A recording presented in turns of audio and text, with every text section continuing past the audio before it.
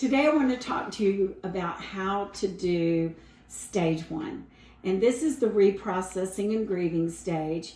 And I really want you to think about what your client is feeling when they come to this session today. They've had 48 hours to think about and write their past trauma in the very structured format that we've given them. And so you want to be very empathetic with them, ask what they're feeling about reading their stories today, and then go ahead and tell them that you would like to proofread their stories before they read them.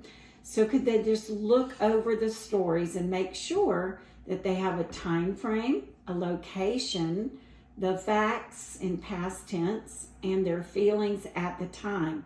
A lot of times when they proofread their stories, they'll realize they've left out something, specifically the location is what they usually leave out. So just have them write that in before they read the stories to you. And always start in prayer, inviting the Holy Spirit into the session. And don't forget to take that deep breath. It's to oxygenate their brain before they read their stories. And it is also just to separate themselves unto the session and to kind of let go of everything that's happened before that moment. So that's very important. And then have them read their story to you, have them read their feelings to you, and then let them know that you're going to empathize with them. And when you do, have them say thank you. So you're going to kind of coach them before they ever read the story. So when you're finished with the story and your feelings, just be quiet for a minute and let me empathize with you. And after I'm done with my feeling words, be sure and say thank you.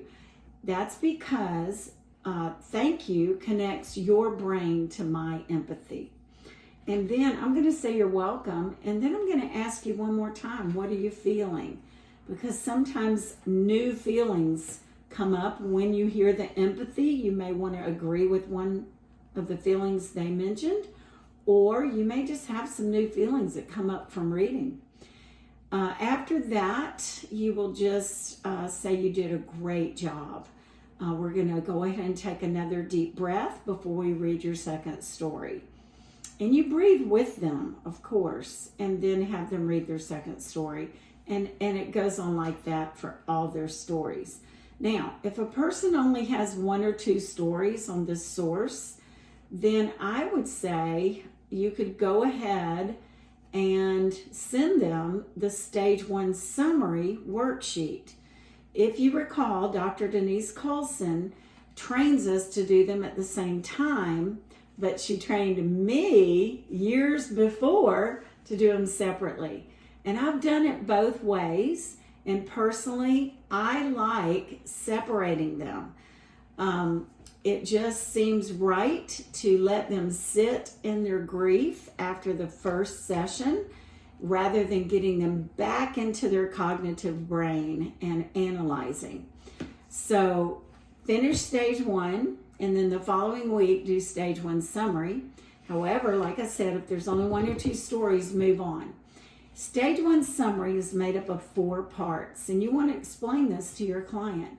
The first part is to come up with a summary sentence of the trauma and have that sentence include the trauma so that you know what the compromised value is. And then the second part is what was their compromised value? What should have happened? What should not have happened? What do they wish had happened? Because that is their value. And then thirdly, what did you lose because of their behavior? And you want to encourage them to use that loss list. And then lastly, what do you feel about the losses? Now that we've discovered the loss, what are you feeling?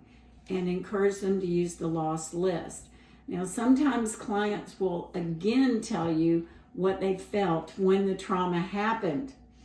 If they didn't quite hear the directive, let it go. Just let them tell you again how they felt when it happened.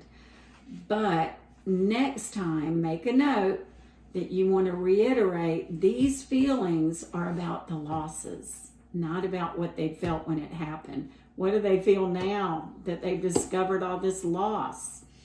So I don't want you to correct your client in the middle of the process. Just make a note that you need to explain it better next time, okay? So we're going to go through stage 1, and then next week stage 1 summary, and hopefully those quick reviews will help you do that with your client. Stay tuned, and we will talk about stage 2 next time.